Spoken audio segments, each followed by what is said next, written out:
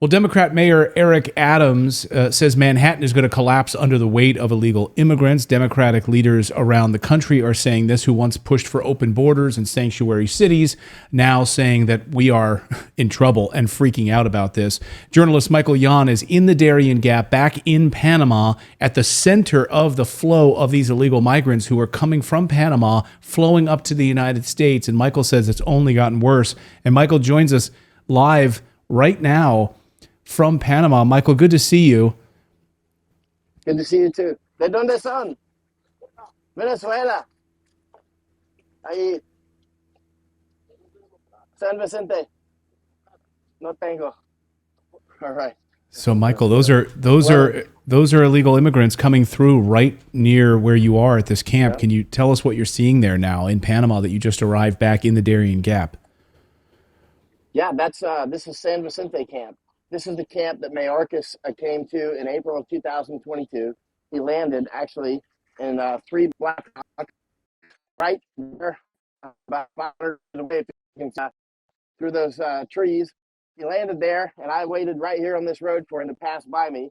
And Mayorkas went into this camp here, San Vicente. That was April of 2022, and I was droning it when he went in. And so I've got that footage, and I put up the footage when he came this year in May, side by side, and you can see this camp is remarkably bigger, at least twice as big now. And this is just one camp. There's many camps in Panama. This place is growing. There goes some of the buses right there to go pick up some of the aliens. Yesterday, about 50 or 60 buses took aliens from the Darien Gap up to Costa Rica. So in the past, you might get a few hundred people a day. Right now, sometimes 5,000 and 6,000 a day. And one camp that we were in yesterday was more than 4,000 just in that camp. And that's called Las Blancas. And that doesn't include this camp here, which is San Vicente. But again, there's many other camps. There's an old military adage that says, never let them build camps because they never go away. Actually, a retired colonel just sent me that about an hour ago when I was out in the jungle. And you may have heard over the years.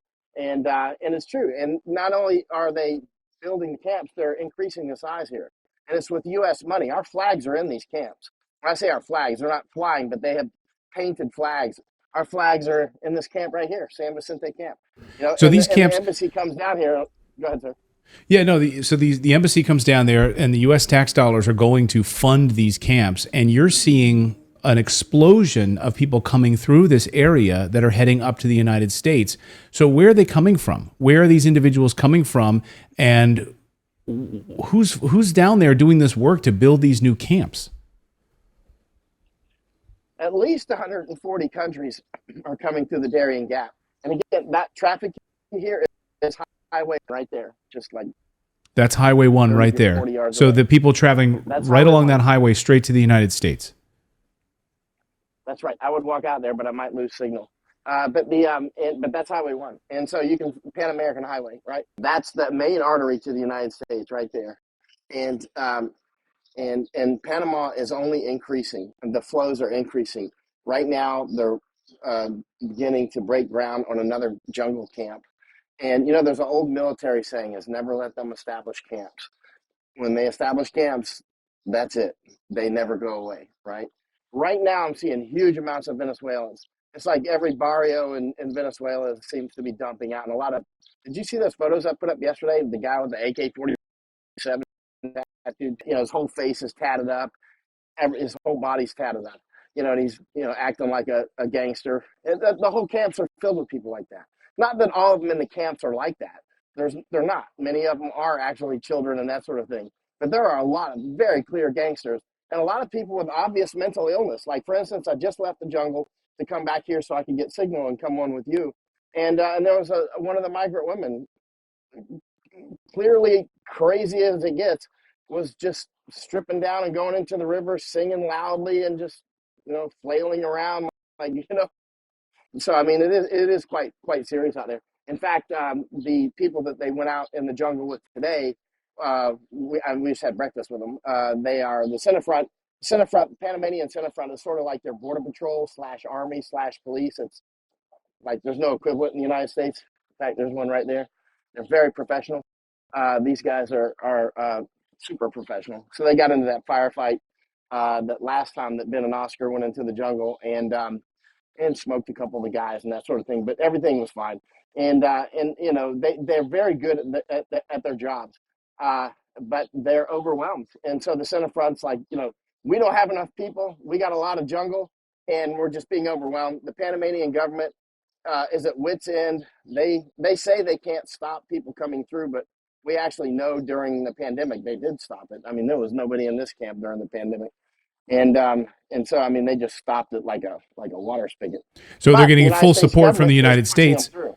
They're getting full support from the United States to keep it flowing and to keep these buses running. How many buses would you say you're seeing on a daily basis that are filled with illegal immigrants that are being bussed up to the United States? A Senate-front lady yesterday told us about 60 went yesterday, so about 60 yesterday. Jeez. Yeah, and these are big luxury buses. Yeah.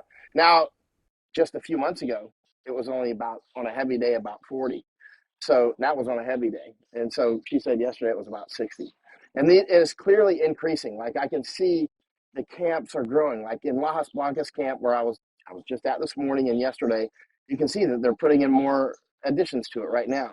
But it's totally it's Lord of the Flies. You know, Costa Rica, Panama is being destabilized as well. So this is a big deal. I mean, Panama is important to the United States, not to mention important for Panama and a lot of the rest of the world. First of all, we got the Panama Canal here. This highway, Highway 1, goes right over the Panama Canal. So if you go on this highway, you'll end up over the Panama Canal. So this highway is an artery to the United States, as is the Panama Canal, obviously, for our trade and our Navy going back and forth between the Pacific and the Atlantic. And right now I think I hear some thunder. This is a rainforest. So and actually, there's some big water problems here now. As you may have seen, a lot of ships are backed up because they can't get through the canal, not enough water. That's a separate issue. But the bottom line is, Panama is a very strategic place.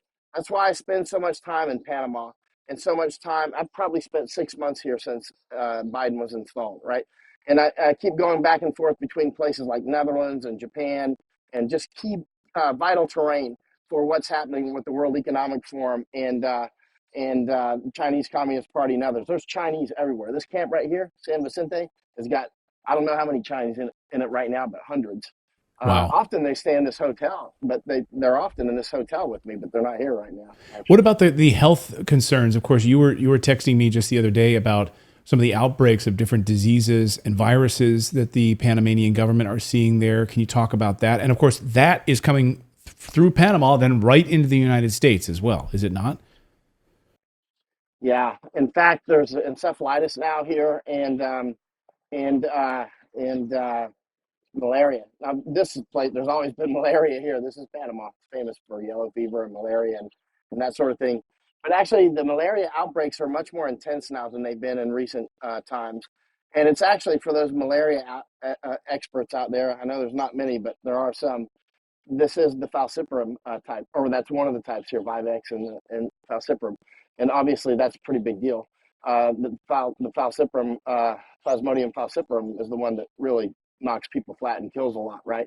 There's different types of malaria, and just like there's different types of almost every disease in the world, that comes in, whether it's a virus or a bacteria or whatever, or in this case, anyway, not to go into Yeah.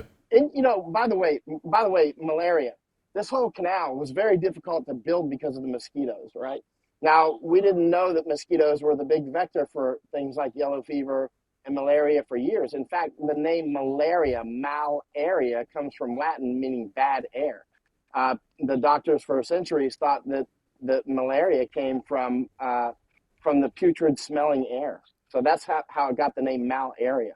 And so anyway, it's not, but often where the mosquitoes grow is where the air happens to stink, in the swamplands and that sort of thing. Are you seeing any U.S. officials that from the embassy or otherwise that have been coming through that area saying we need to stop this? No, it's the opposite. I mean, our embassy is in the neck deep in pushing this. I mean, our ambassador was at this camp with Mayorkas, with Secretary of Homeland Security Alejandro Mayorkas.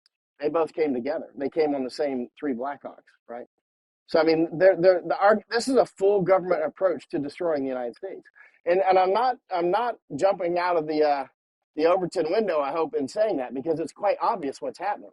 It's quite obvious that for instance, what's happening in New York. Some of us have been warning about this for years, and I know we sounded like loons. We get it, but this is what's happening. I remember with the Iraq Civil War, I was the first one that just kept saying over and over and over, month after month, this is a civil war. It was politically very inexpedient to talk about that in early 2005, right? And finally, by mid 2006, people started saying, actually, there is a civil war. Well, it was a big deal because you treat a civil war differently than you treat insurgency or whatever. There's different types of wars, just like there's different types of diseases, and you treat them differently, right? And so it was very important to call it what it was. This is a straight up invasion of the United States. It's happening in Europe. Europe is overwhelmed.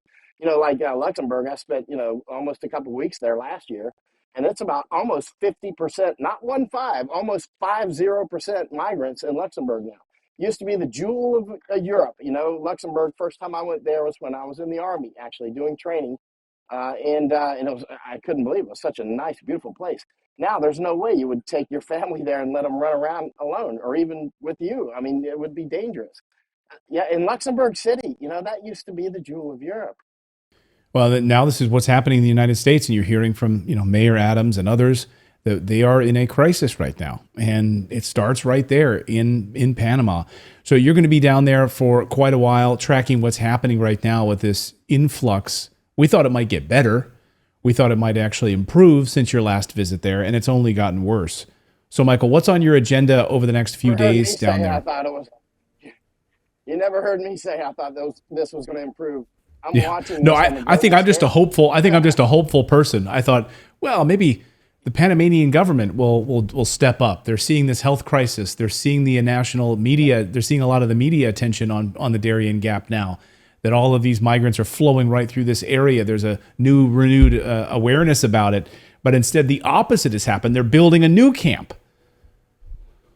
Listen, I'll go on record right now and say, and again, I've said this with you before, Clayton. Go back and just throw a dart at previous things that I've written, 10 years ago, 15 years ago, and see how they played out, right? I know they sound crazy at times. However, put this on your calendar. 2024, I will be very surprised if fewer than 1 million people come right up this highway right here, Highway 1. I'll be very surprised if fewer than 1 million come up. Right, last month it was 82,000, right? And that's rainy season. This is the season when usually it kind of trickles off. It's not. The routes through the jungle, they're still, people are dying right now. As we speak, there's people dying in that jungle and they will be dead within the next few hours. And it's just like leaves falling off the tree in the fall. And there's so many deaths out there. In fact, when Oscar and Ben, we just put them off into the Piraguas, which is the dugout canoes with the center front, which is like the Border Patrol. Their mission probably is going to end up getting cut short because they're going to probably cut bodies and then center has to recover the bodies, right? If it doesn't get cut short by running across bodies, then they'll come out in about 4 days, and then we're going to go right back into the jungle with them, actually. But it's just I'm watching the inputs. I'm watching gas supplies and nitrogenous fertilizers. So I'm watching this in the context of a global view, right? And from a global view, the human osmotic pressure, the HOP, is clearly increasing. Some of that's organic, some of it's intentional by World Economic Forum, CCP, and others. And the bottom line is, this place, Panama, will be lucky to survive. Because listen, if Nicaragua shuts the border, or Costa Rica, because Panama has borders with Colombia and Costa Rica, right? But Costa Rica borders Panama and Nicaragua, right? If Nicaragua closes the border, then Costa Rica is going to close the border, and then this place will just fill up, right? And then this place will. I'm telling you, it won't survive in the form that it's in now. There's no way. There's too many other pressures going on, right? And so weaponized migration is an old tactic, an old strategy as well. And that's what's happening. It's weaponized migration. When I say weaponized migration, it doesn't mean you necessarily come in with weapons. It means you just come in, like the Goths in Rome, right? Just show up and be there. And again, the people coming through, these are not like physicists and engineers and that sort of thing. If there are, those are sprinkles. What you're mostly getting is clearly barrio people. I mean, you'll come down and see it. I'll take you out there. It's pretty unbelievable. Well, Michael Yon in the jungle or near the jungle, about to head back into the Panamanian jungle. He's going to have a Starlink set up, so he'll be able to report from the jungle, and we will bring you those reports over the coming days. Michael, we're excited about that. Thank you for shining a light on a story that no one else is really covering, but you're doing an amazing job.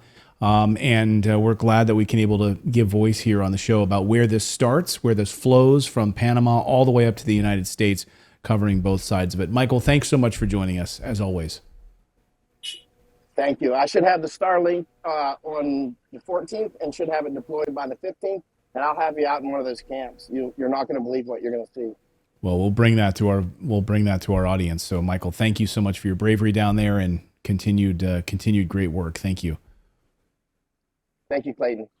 Thank you so much for watching this segment here at Redacted. We are live every day at 4 p.m. Eastern Time, trying to share the stories that the mainstream media will not cover. You should also come over and join our community of Redacted Rebels over at redacted.inc. That's our private locals community where we can share exclusive content that we simply cannot share here on YouTube. Come over and join the rebellion together right now by going to redacted.inc. We'll see you next time.